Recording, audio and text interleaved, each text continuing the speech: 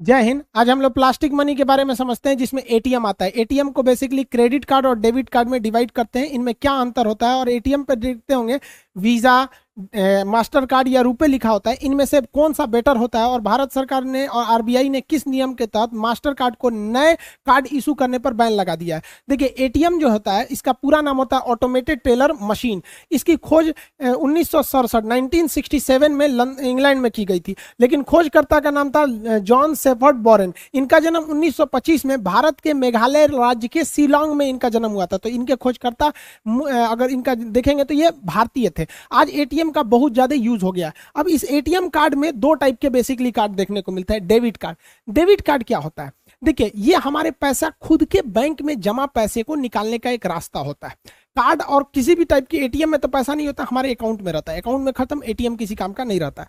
पहले जमाने में क्या था कि पैसा निकालने के लिए आपको बैंक में जाना पड़ता था। वहां विड्रॉल फॉर्म भर के दीजिए तो बैंक देगा, या फिर आप चेक साइन करके दीजिए किसी भी बैंक में तो आपको पैसा दे देता था। इस सिस्टम की एक अच्छाई थी कि ये सिक्योर रहता था, हैक वगैरह नहीं होता था। लेकिन इसकी सबसे बड़ी खराबी थी, ये तभी काम करेगा जब बैंक खुला रहता था, और इसमें प्रोसीड करने में काफी लंबा टाइम लगता था। चेक से तो काफी लंबा टाइम हो जाता था, और संडे के दिन ऑफिशियली बैंक बंद रहते हैं, छुट्टियों के दिन, त्योहार के दिन, रात के टाइम पे तो आप इसे 24 घंटे नहीं बैंक पैसा निकाल सकते थे। तो इसी के लिए एटीएम काम आया। एटीएम के लिए क्या है कि आपको बैंक में नहीं जाना पड़ेगा। अब एक बैंक को सेटअप करने में काफी खर्च आते हैं, उसकी बिल्डिंग्स, उसका पावर बैकअप, उसके स्टाफ, मैनेजमेंट, काफी खर्च आता है। जबकि एटीएम बैठाने में कुछ नहीं जाता है। एक ब्रांच जितने में बैठ जाता है उतने में 50 एटीएम लग जाएगा, और पैसा सेम निकलेगा जितना बैंक देगा वहां पे। तो इससे एक काफी अच्छा सिस्टम काम करने लगा यहाँ पर। इस बैंक जो हमें एटीएम कार्ड देती है उस पर डेबिट कार्ड लिखती है। तो डेबिट कार्ड हमारे पैसे निकालने का एक बहुत सुपर फास्ट माध्यम हो गया। ये दिन रात पैसे निकाल सकते हैं इससे,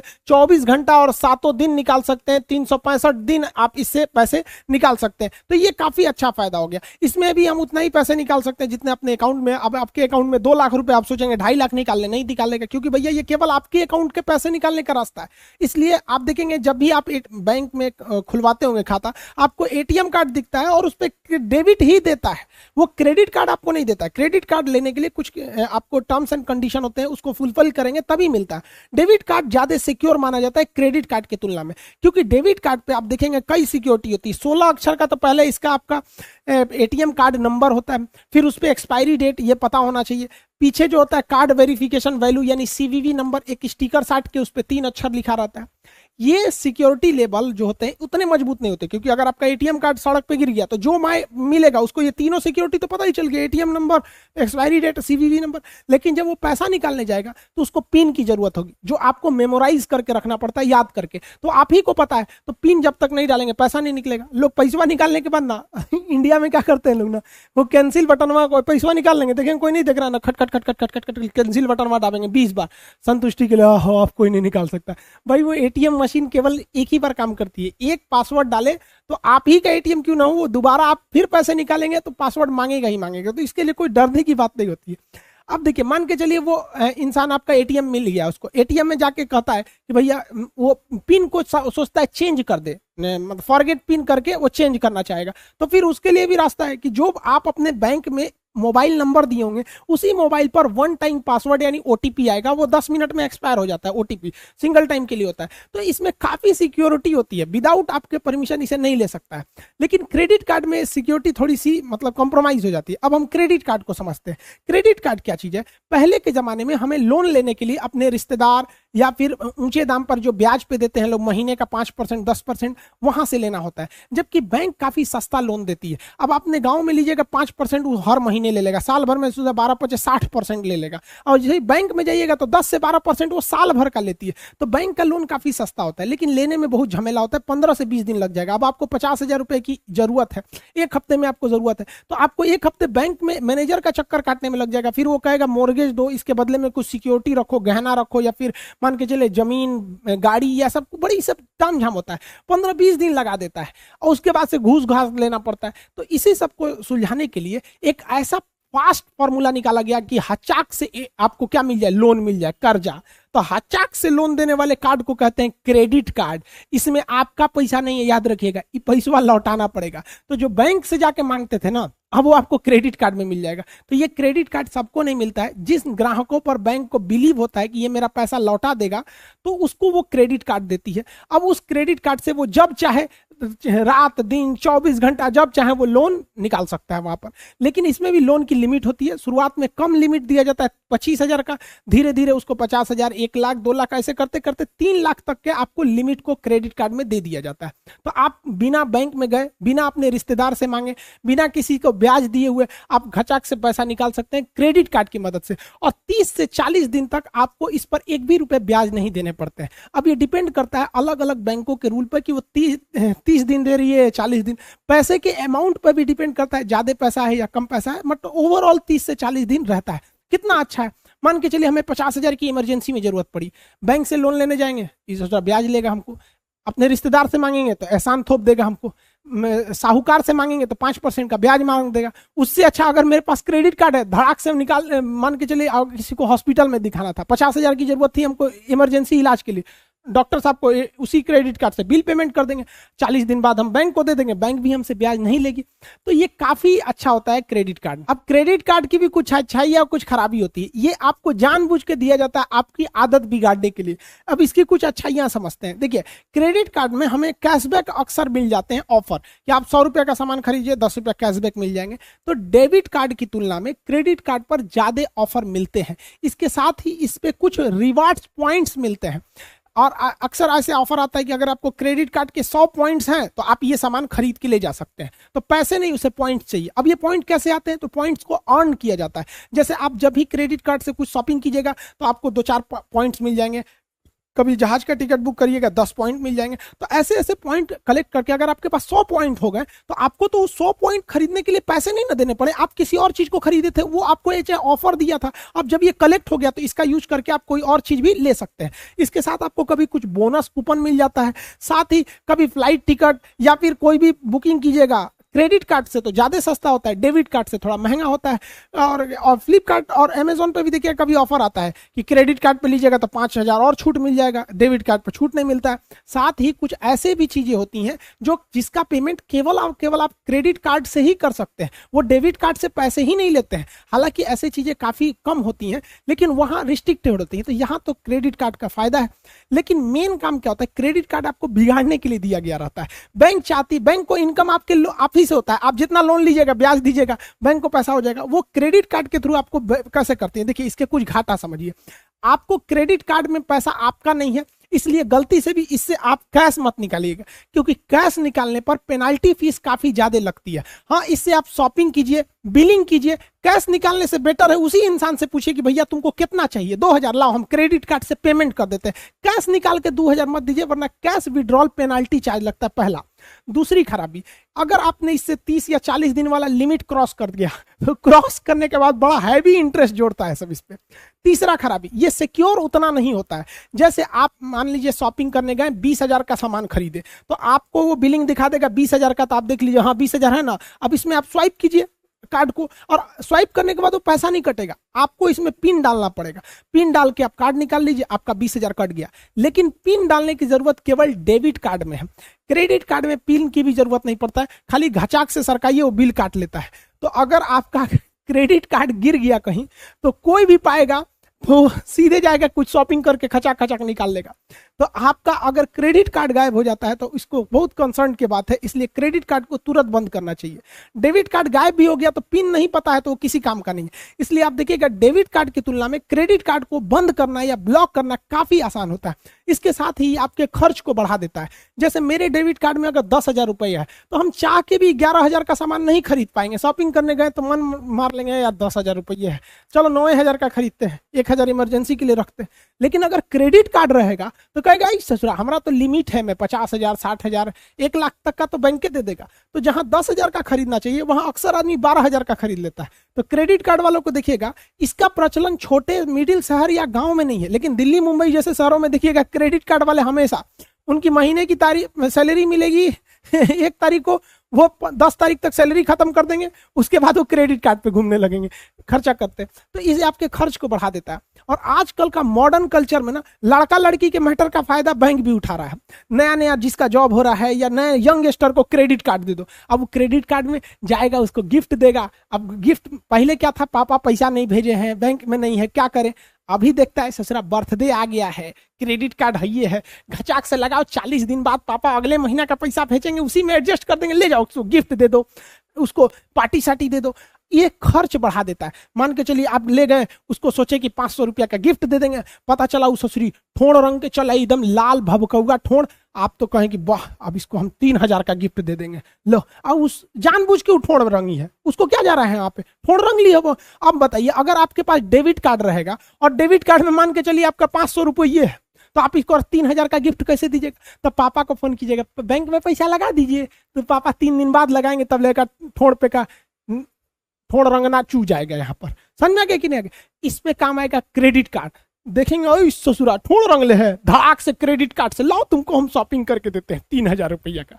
तो जो 500 रुपया था 3000, इसको क्या गया 200 रुपया का ठोड़ रंग ली। और ठोड़वा रंगले के बाद है क्या, एगो दुगुंची बॉर्डर बना देती है सब करिया रंग से, ताकि और भब के ऐसे ऐसे सब पोता गया इसका, ऐसे समझ में आ गया कि नहीं? तो क्रेडिट कार्ड में खतरा हो जाता है। अब देखिए, आपने इसको अगर एक बार गिफ्ट दे दिया 3000 का, तो अगली बार अगर आप इसको 500 का गिफ्ट देंगे तो कहेगी आजकल खर्चा कम हो रहा है, दूसरे जगह चक्कर है का, सचरित नहीं, आरबीआई के मशीन धैले है का, वो कह देंगे आप। इसीलिए इस सब चक्कर में मत पड़िए, वरना क्रेडिट कार्ड के चक्कर में बहुत ज्यादा कर्जा हो जाएगा, फिर दिक्कत हो जाएगा। अच्छे से रहिए, डेबिट कार्ड में जितना पैसा है उतने खर्चा कीजिए, होशियार बनिए। क्रेडिट कार्ड में गिफ्ट देने की जरूरत नहीं है। देखिए ये कितना होशियार है, डेबिट कार्ड पे चल रहा है, इसको ले आया है पार्टी में, सतुआ पिया रहा है, अपनो सतुआ रखा है, यो सतुआ रखा है, 10-10 रुपये में सतुआ घोर के पी रहा है, बिहार टॉनिक, यही सही है, सतुए है ना। अरे वही होगा यहाँ पे। देखो भाई, कुछ फर्क नहीं पड़ता, आप कितना भी गिफ्ट दे दो। सारे स्टूडेंट से कहते हैं, आप चाहे कितना भी शॉपिंग करा दो, महंगे से महंगा गिफ्ट दे दो, आप टेडी बियर दे दो, जितना मर्जी महंगा से महंगा टेडी बियर दो, वो इससे नहीं खेलेगी। जब भी खेलेगी तो वो आपके करियर के साथ खेलेगी और जिंदगी बर्बाद करेगी। इसलिए बेटर है कि अपने लाइफ पर ध्यान दीजिए, अपना करियर बनाइए, इस सब चीजों पे ज्यादा ध्यान नहीं दे। आजकल तो ससुराई फैशन हो गया है, टेडी बियर का फैशन, डेयरी मिल्क का फैशन। ज्यादातर जिसके पास टेडी बियर रहता है ना, देखिएगा वो टेडी बियर ज्यादा चांसेज है कि वो खुद नहीं खरीदा होगा, ओकरा कोनो और गिफ्ट दिया होगा। तो जितना सबके पास टेडी बियर रहता है, देखिएगा कोनो ना कोनो को गिफ्ट देले है। और लड़का भी कम नहीं है, अगर कोई लड़का डेयरी मिल्क खरीद रहा है ना, तो ज्यादा चांसेज है कि वो खुद नहीं खाएगा, वो दूसरे को दे जाएगा। और लड़का कम होशियार है, लड़की को लगता है कि डेयरी मिल्क दे रहा है, अरे वो चोट्टा बहुत होशियार है, उसको पता नहीं है कि ये अभी फंसेगी कि नहीं, इसलिए वो इन्वेस्टमेंट कम करना चाहता है। सोचता है कि 10 रुपया में पहले इन्वेस्टमेंट करके देखते हैं कि शेयर हमारी ओर आएगा कि नहीं। तो जब देखेगा ओहो ठीक ठाक आ रहा है, तो 10 रुपया की जगह 40 वाला डेयरी मिल्क धीरे धीरे इन्वेस्टमेंट करता है। खैर, हम लोग टॉपिक पे आते हैं अपने। तो ये आप क्रेडिट कार्ड और डेबिट कार्ड में अंतर समझ में आ गया। दोनों में से कौन सेफ है? ज्यादा सेफ डेबिट कार्ड होता है। क्रेडिट कार्ड सबको नहीं मिलता, आपके पास ज्यादातर लड़कों में डेबिट कार्ड ही होता है। क्रेडिट कार्ड जिन पर बैंक को बिलीव होता है वही देता है। ये क्रेडिट कार्ड और डेबिट कार्ड, इन दोनों को हम लोग कहते हैं प्लास्टिक मनी कहा जाता है। अब इन क्रेडिट कार्ड हो या डेबिट कार्ड हो, यानी एटीएम पर आप इसके बैंक का अपना नाम तो देखे होंगे, जैसे यहाँ यूनियन बैंक है, अलग अलग बैंकों के, जैसे यहाँ एसबीआई बैंक है, तो बैंक के नाम तो देखे होंगे। साथ ही साथ आप यहाँ पे देखे होंगे रुपए लिखा होगा, वीजा लिखा होता है, या फिर मास्टर कार्ड लिखा होता है। ये ही 3 आपको ज्यादा देखने को मिलते हैं। जैसे 50% मार्केट कैप्चर किया हुआ है वीजा, 30% करके रखा है मास्टर कार्ड, और 20% करके रखा है आपका ये रुपए कार्ड। हालांकि रुपए अब देखिएगा तो रुपए का भी प्रचलन बढ़ गया, लेकिन ये बहुत ज्यादा जबरदस्त यूज में होते हैं। आखिर ये क्या चीज है सब, तो समझिए क्या चीज। शुरुआत में जब बैंक एटीएम कार्ड को इंट्रोड्यूस किया गया था, तो जिस बैंक का एटीएम है, जैसे आईसीआईसीआई का एटीएम है, तो आप आईसीआईसीआई के ही एटीएम मशीन से आप पैसा निकाल सकते थे पहले। अब ना ऐसा हो गया कि किसी भी बैंक का एटीएम है, किसी भी बैंक के एटीएम में घुसाड़ दो, लेकिन पहले ऐसा नहीं था।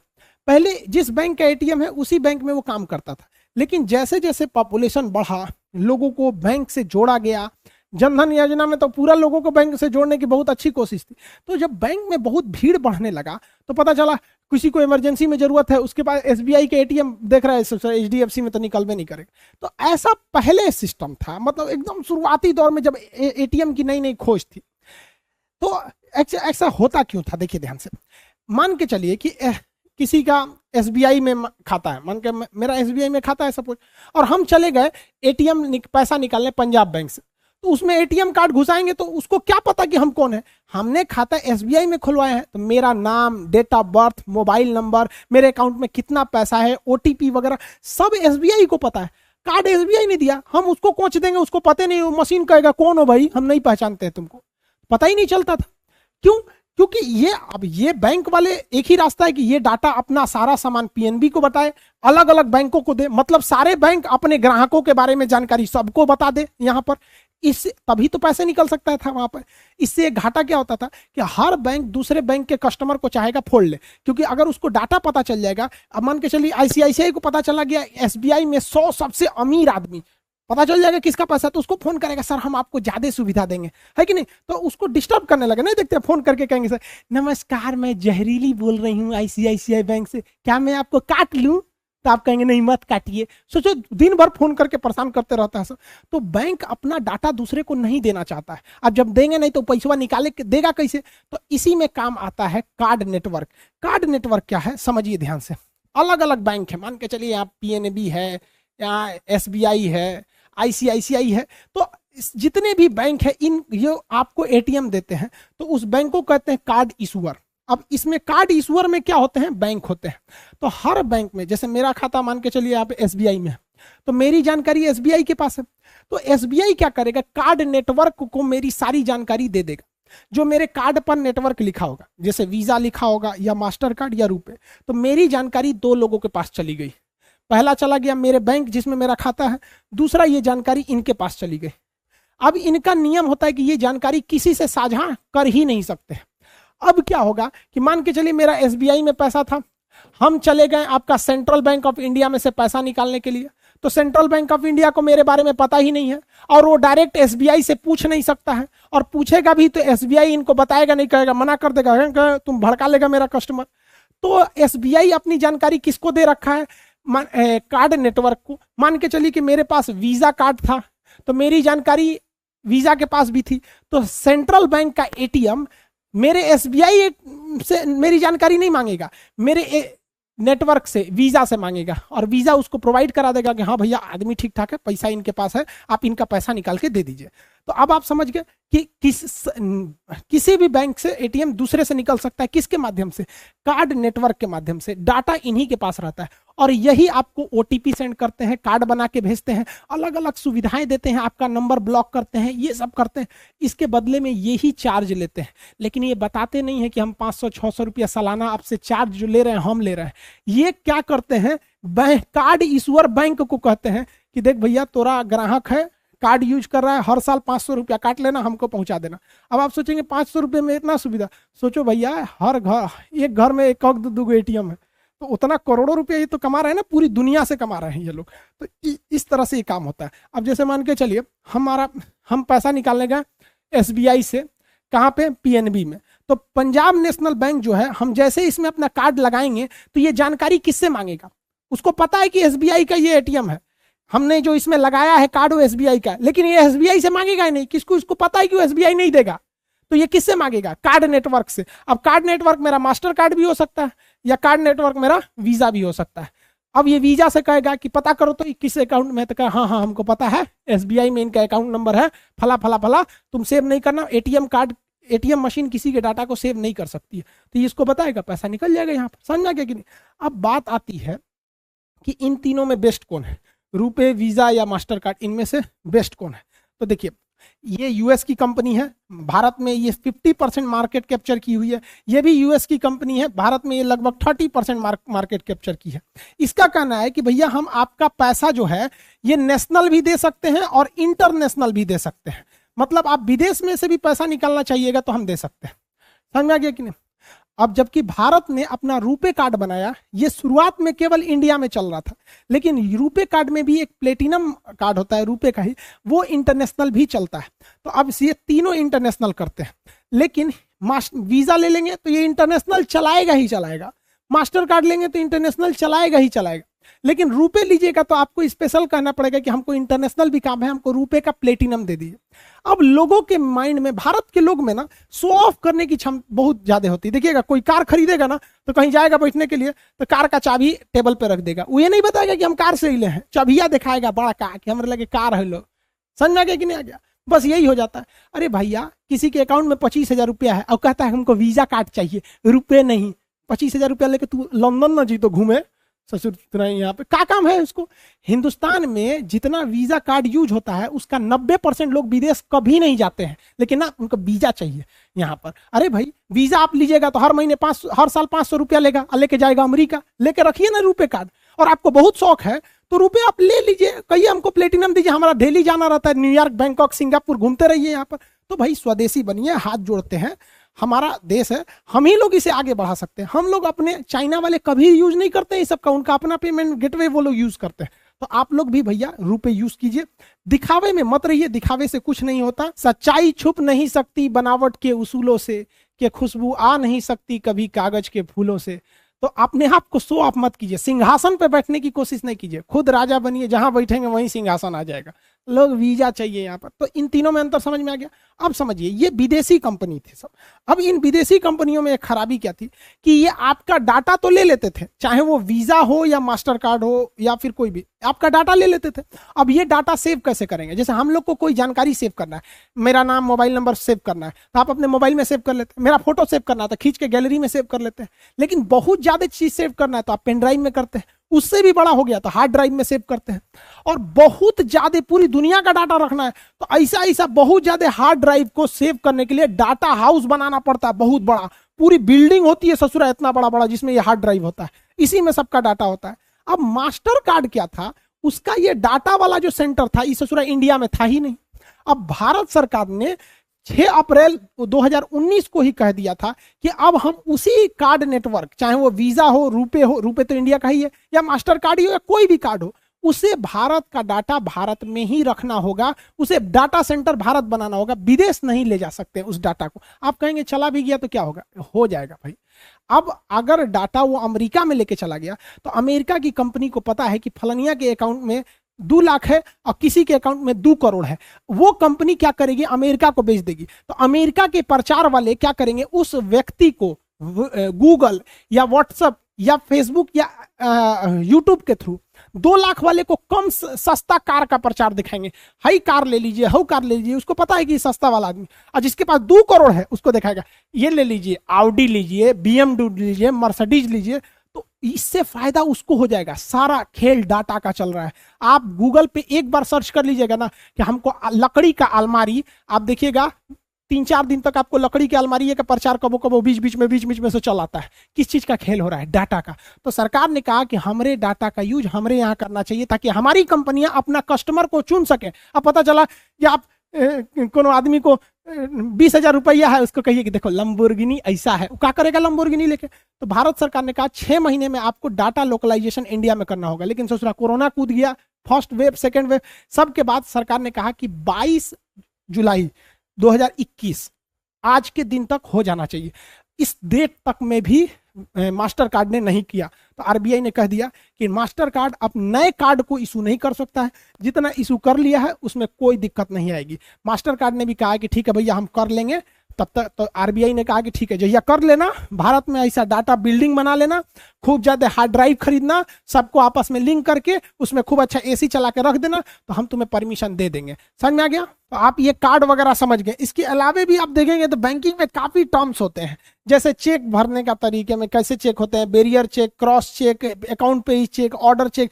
ये इकोनॉमिक्स के सवाल में सीजीएल या एसएससी में एक क्वेश्चन इससे पूछ देता है।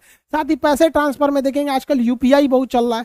बैंक में जाएंगे पूछेगा एनईएफटी करना है, आरटीजीएस करना है कि आईएमपीएस करना है, इसमें क्या अंतर होता है। बैंक अकाउंट में भी टाइप देखिएगा तो सेविंग हो सकता है, करेंट हो सकता है, रिकरिंग अकाउंट जिसे आरडी कहते हैं, फिक्स डिपॉजिट जिसे एफडी कहते हैं, डीमेट अकाउंट जिसमें शेयर मार्केट खुलता है, एनआरआई जो बाहर में काम करते हैं उनके लिए अकाउंट। तो अलग अलग अकाउंट में क्या डिफरेंस होते हैं। साथ ही आप देखेंगे तो लॉन्ग टर्म के लिए, जैसे बुढ़ापा में मान के चलिए पतो भगा दी तो कहां से खाइएगा, या इस सब चीज के लिए। एक होता है प्रोविडेंट फंड, भविष्य के लिए रखा हुआ पैसा, तो प्रोविडेंट फंड के बारे में भी क्वेश्चन पूछता है। अब इतना बड़ा वर्ड तो बोलिएगा नहीं, प्रोविडेंट फंड बुढ़ौती में पतो भगा देगी तो हम इसी से खा के जिएंगे, तो ऐसा नहीं ना बोलेंगे। तो प्रोविडेंट फंड को शॉर्टकट में क्या कहते हैं, पीएफ कहते हैं। अब इस ससुरा पीएफ जो होता है, प्रोविडेंट फंड कई टाइप का होता है, एम्प्लॉय प्रोविडेंट फंड ईपीएफ कहते हैं, पब्लिक प्रोविडेंट फंड पीपीएफ कहते हैं। हालांकि आपको यही दो ठो मिला होगा, पीपीएफ और ईपीएफ सुने होंगे, इसमें काफी विवाद भी हुआ था कुछ दिन पहले।